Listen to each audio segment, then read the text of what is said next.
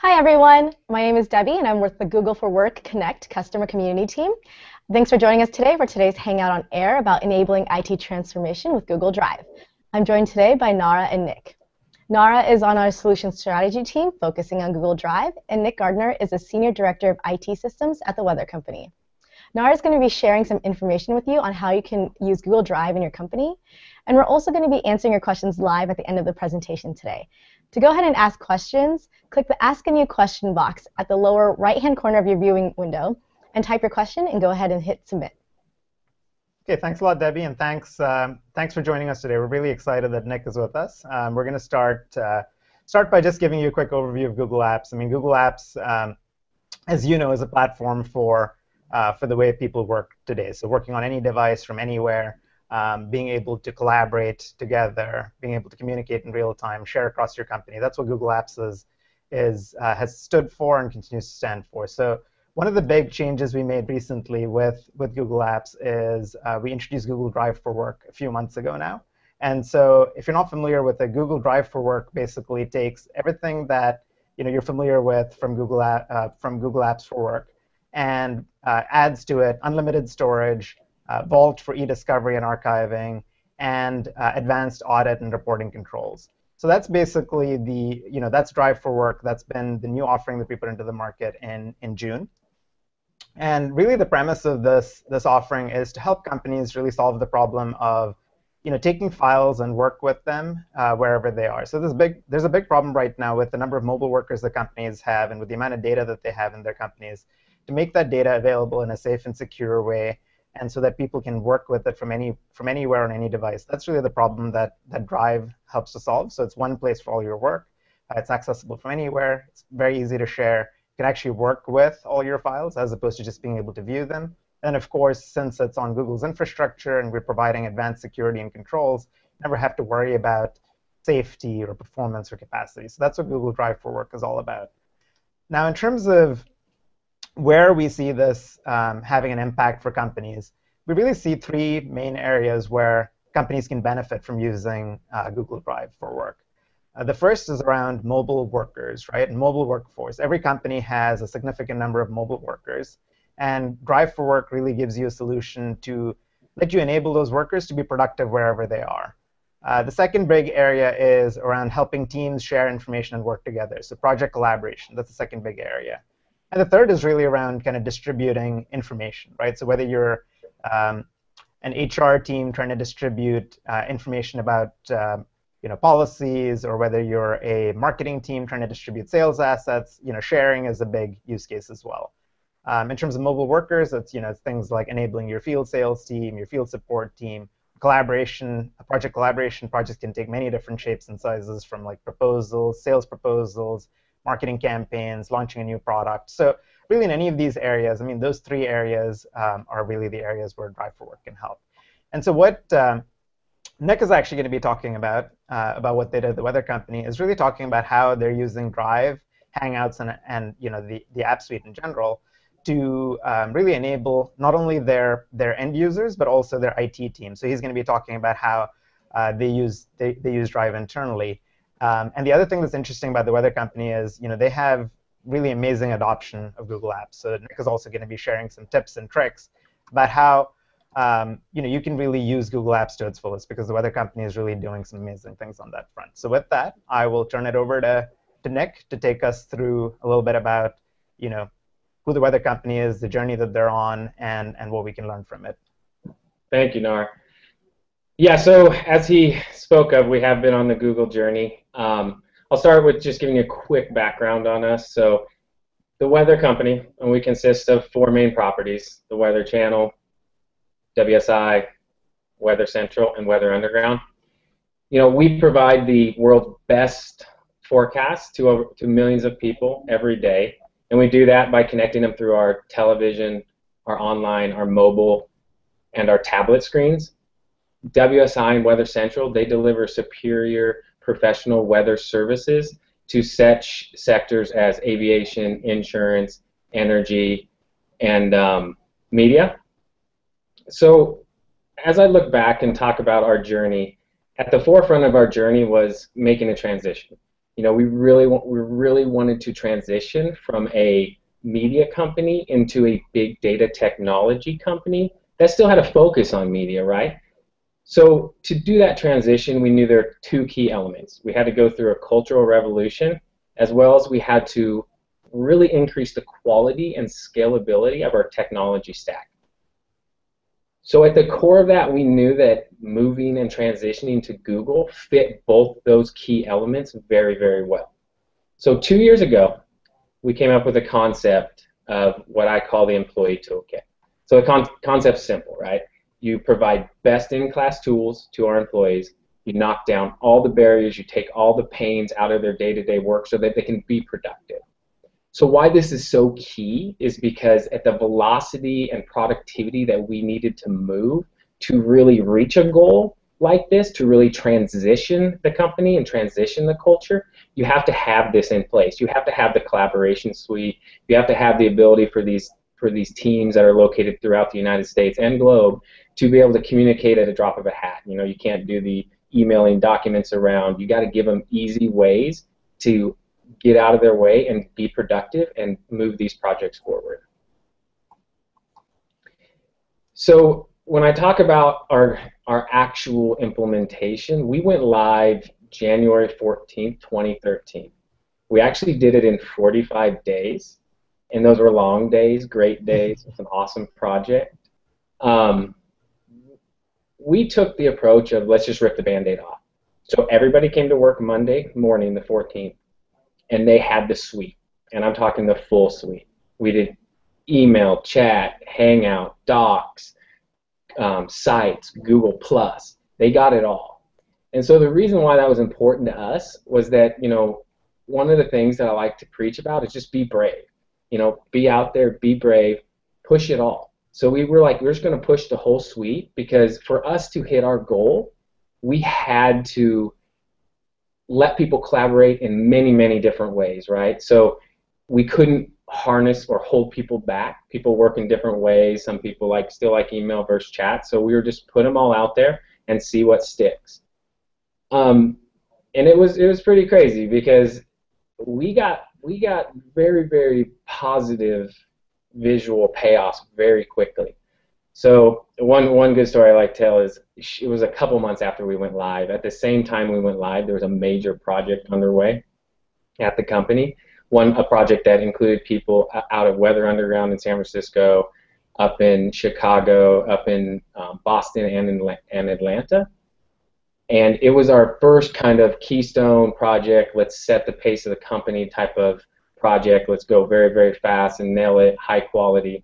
And so we were at a offsite, and we had our weather scientists on stage, and they were doing a weather panel talking about the project and the success. And one of the questions at the end, from one of the people in the crowd was, how did you do this? How did you do it so quickly? How did you do it with such a diverse team with such complexities? And the guy, honestly, he said, it was the collaboration suite that we had at our fingertips. It was the Google Hangout every single morning at 9 a.m. Pacific with the team. It was the Google Doc, a single doc across the team that we edited in real time. It was those productivity increases that allowed us to hit our goals. So I think that really kind of set the stage for us. Like Nara said, the adoption here is very, very good. Not saying it's not due to very, very hard work, but it is very good adoption. So we have deployed up over 40-something rooms, Google rooms we call them. So we have them in San Francisco, Chicago, New York, Boston, and Atlanta. What these rooms are is you walk into them, and they give you the ability to get into your Google life, right? Get small teams together, get great collaboration. They got, between a 46 and an 80-inch TV on the wall. You can connect with other locations, and you can work. And those rooms have gone, gangbusters, right? We can't build them fast enough. And that bodes to the stat I'm about to tell you is we average between 125 to 150 Hangouts per day any given month. Some months are way higher than others, but that's a pretty good stat. if you keep in mind that our company, we're only about 1,500. So that's pretty amazing.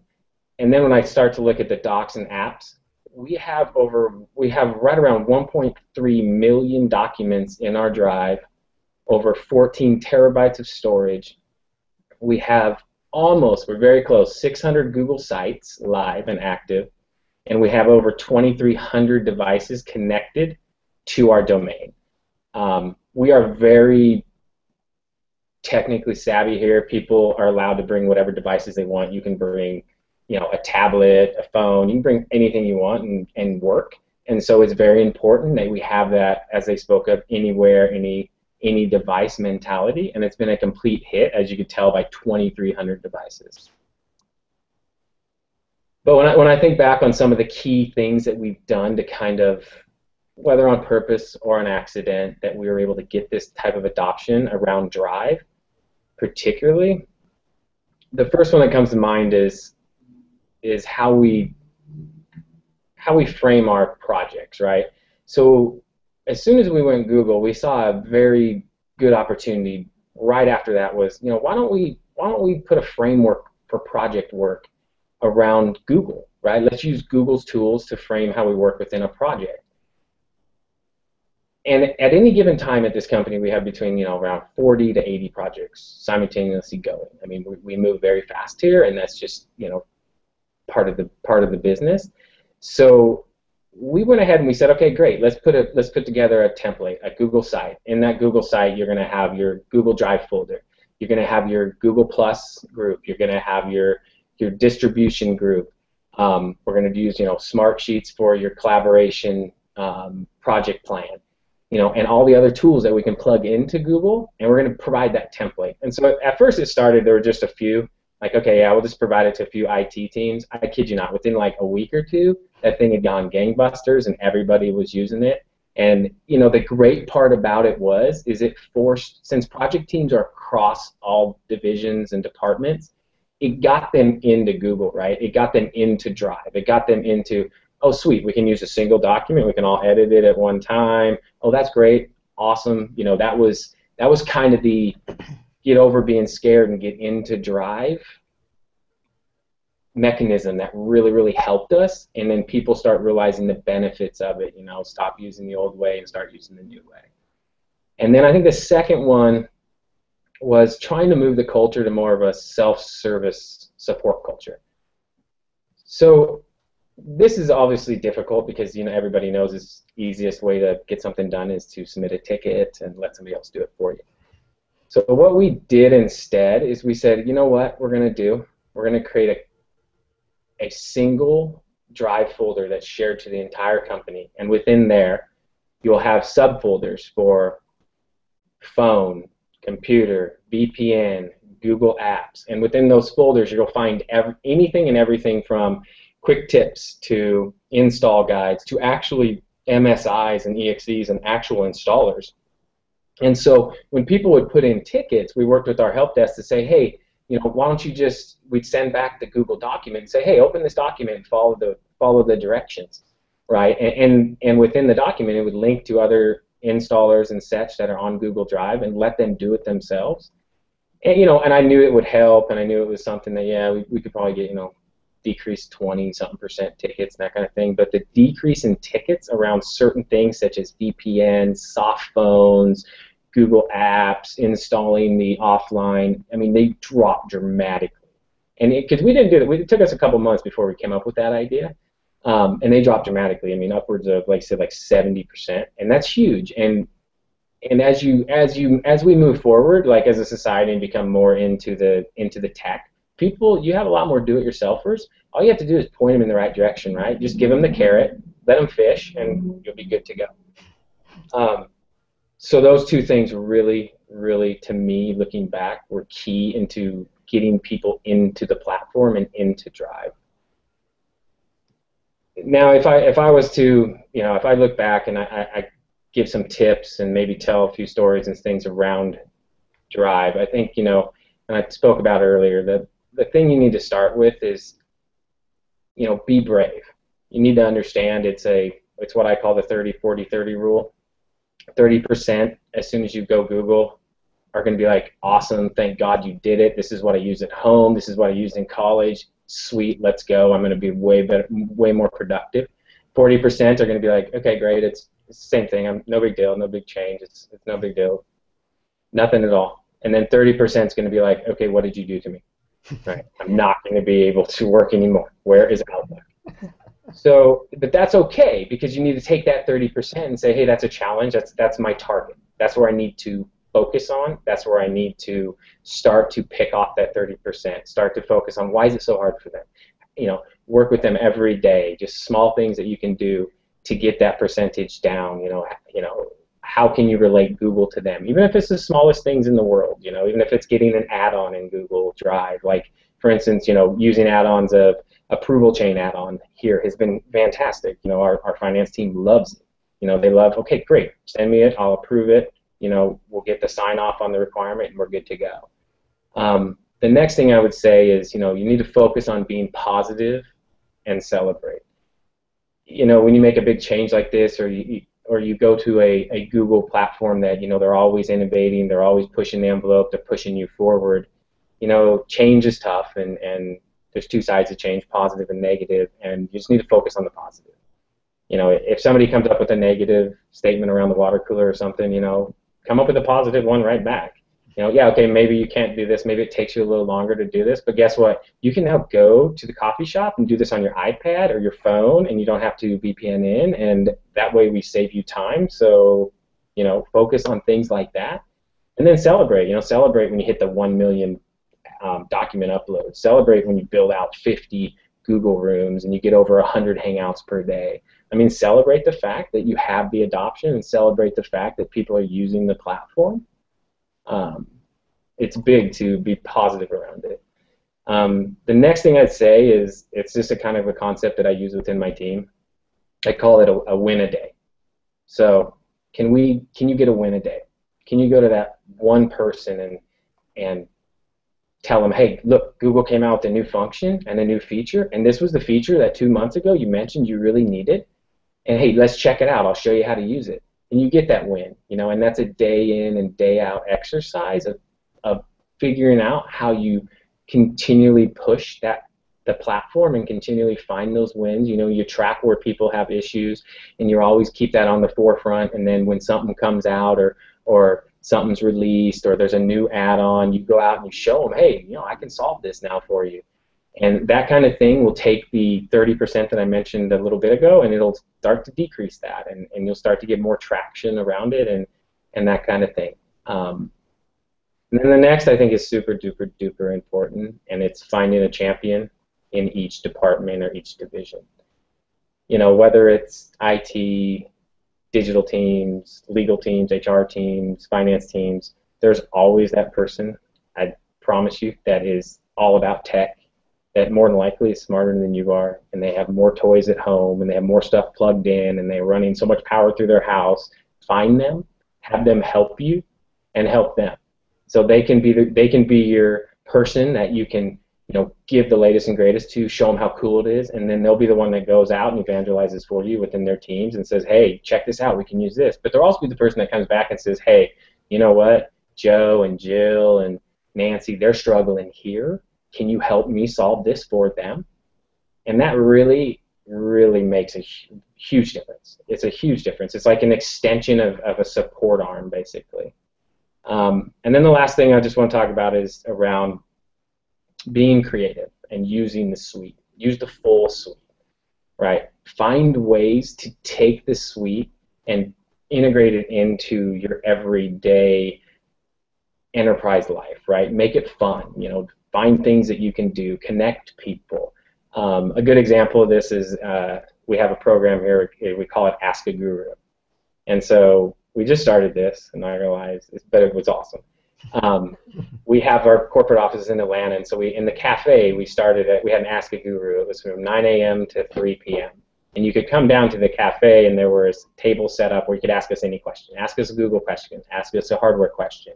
Ask us a question about anything else in the employee toolkit.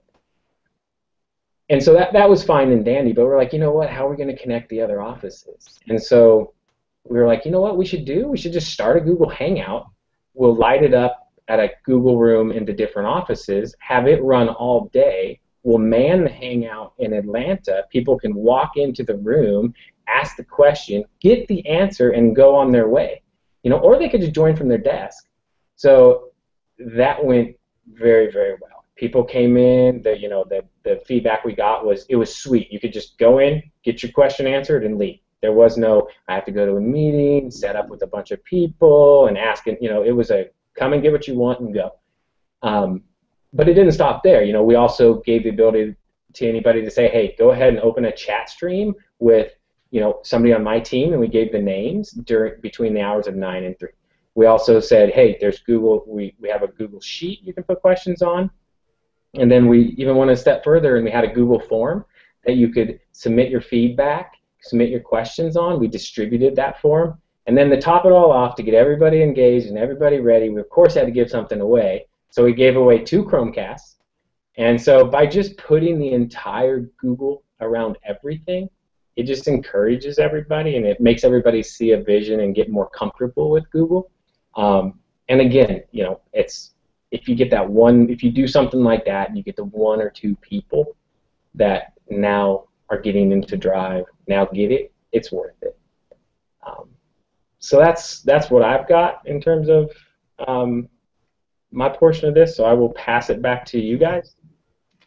Thanks a lot, Nick. So great stories from Nick and really great advice in terms of creating adoption, right? So just to kind of summarize some of the things that Nick talked about, they're using Drive, they're using the full Drive and Hangouts and the rest of the suite, and they're really creating an environment where people can work and share ideas in a seamless way, in a way that, regardless of where they are, right? And that's really what Google Apps is all about, and Drive is a central kind of piece of that, and being the place where most of your work actually lives.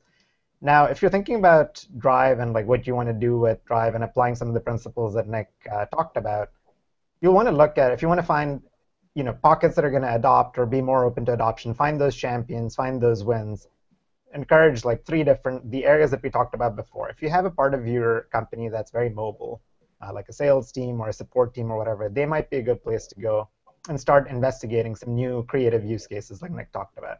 Same with projects. You can start with IT projects. That's a good place to start. And like Nick mentioned, every department pretty much has projects. And then creating something like a simple template that people can start using and experiencing will automatically spur adoption across the board and make the company more productive.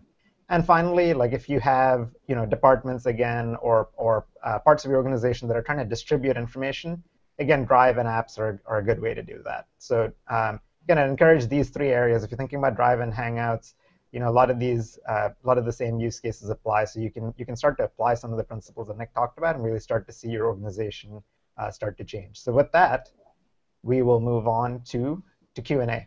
So. All right, great, Nick. We have a lot of questions lined up for you. So we're going to start with the first one. Did you remove Microsoft Office or whatever Google's predecessor was from employee machines, or do some or all employees still have that access? Great question, and I'm asked that every day. No, we did not remove it. Everybody has it. Everybody continues to get it. But we do monitor the usage of it. We do try to focus on the teams that we feel could transition more towards Google and not have to utilize it as much. We have seen a big drop-off in teams such as digital teams and that kind of team. Finance, obviously, and legal and stuff like that will continually need Office. And do you use cloud-based ERP or CRM, and which ones? No, we do not use cloud-based ERP. We do use cloud-based CRM, Salesforce. Okay. And did the Weather Channel use or is using third-party tools to get even more control over the files stored on Google Drive? We actually don't. I mean, we do. We have Flash Panel and some others, but we have a very open and trustful company here. It's something we're very proud of. It's something that's part of the culture, and so we kind of shun away from some of that stuff on purpose. But we feel like, in terms of Google and the security of it, that we don't have a need for that at this point. And I guess one thing to add on to that is, with Drive for Work, there's much broader capability in terms of security reporting and audit. So there's reporting, easy reporting from the UI on all the major activities related to files. So like with creating, you can look at all files created, all files edited, files that are viewed. You can look at things that have had a files that have had a visibility change. So you have much pretty enhanced reporting with Drive for Work. And then there's also all those events are actually available through the API as well, so you can even use those that data in other apps. And then Drive for Work also comes with Vault for all the Drive files, and that's a new thing as well. So you have the search and export capabilities for all the data that's in Drive. So if you're looking for some of that enhanced security, then some of the things that weren't there before are a part of Drive for Work. All right, Nick, how did you migrate terabytes of data to Google Drive, and how long did it take? Still working on it. We kind of go group by group and help them move what they need to move. There is, to be clear though, there's still need to store things locally on a network due to speed. We have a lot of design teams here, which they have very large files and they need to access them very quickly. So we're still in that, still looking for a solution there. But other than that, it's taken a couple years to help each group move their files off of our shared network drives. It's not an overnight thing. It's a manual thing at this point in time for us. All right. And do you allow public sharing, and how do you deal with security? Again, we do allow public sharing. The reason why is we just have certain use cases due to a media company that we have to have that enabled for. Every couple months we do a kind of like a little audit, but again, we're very trustful of our employees at this company. We're like one big family, you would say. Everybody knows everybody, and we have that kind of culture. So we're not at this point too concerned with that. All right, and are widely shared files being hosted in users' accounts or centrally somehow? So that is something that I would love to solve, actually. At this point, they're in user accounts. We've created a few accounts that are more like service accounts that we host things in, but for the most part, we were hoping, maybe in the future, hint, hint, if Google could come out with a, more of a group/network type operations on Drive would be fantastic for us, because then we could solve that type of problem. Because you're right, I mean, there's problems when somebody leaves the company and they own the content. I mean, you obviously still always have it, but then you have to manage, then you have to migrate it to somebody else. So there's, instead of it being on a Teams drive, for instance. All right, Nick, we've got to go ahead and wrap up. I know there are a few more questions, so maybe we can take a stab at answering them after this. And for your legal teams, did you tell them to check out suggested edits? Kind of a good substitute for redlining. Yes, I work with my legal team quite often. We've made very good roads. We've gone to some Google Forms. We've actually used another add-on to be able to generate a document from what people enter into a form. So, yeah, maybe one day we'll get the redlining suggested edits in there. And I guess just to wrap up on the team drive, and then also some of the external sharing controls, those are both areas of focus for us, and you'll see more from us on that front shortly. All right, so thank you everyone for joining. Thank you, Nick, and thank you, Nara. We have another Hangout on Air coming up on September 26th, 11 a.m. Pacific, and it's going to be on how Chico's creates a culture of innovation.